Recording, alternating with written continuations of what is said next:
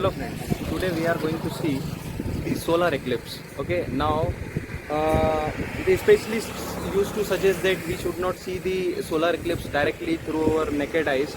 So we have another way, okay, in which you can learn something as well as you may see the exact solar eclipse with a proper way, with a full discipline. Okay, now in this what we are going to see is, or what we are going to do is, we are going to take a spectacle in which we have fitted convex lens. Okay, now we know the property of convex lens. When the object is at infinity, the image will be formed at focus. Okay, now what is solar eclipse? In solar eclipse, what actually happens? In solar eclipse, the moon used to come between earth and sun. Okay, so the light which comes from the sun, it used to fall over the moon, and the shadow of moon used to fall over the earth. Okay, in which we can't see the complete sun because of the moon's image. Okay, so that is known as solar eclipse. So let us start.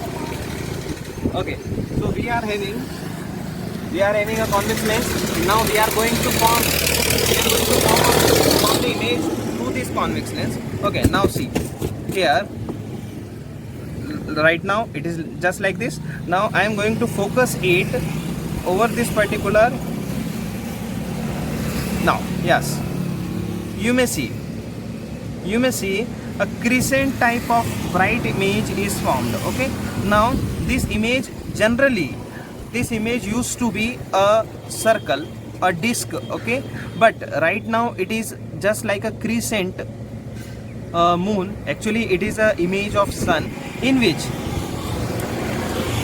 this brighter part is sun, and a small circle in this brighter part, okay, that is moon. Okay, the image of this moon we are seeing over the earth, and overall this is the image of sun right now. Yes, so this is nothing but what?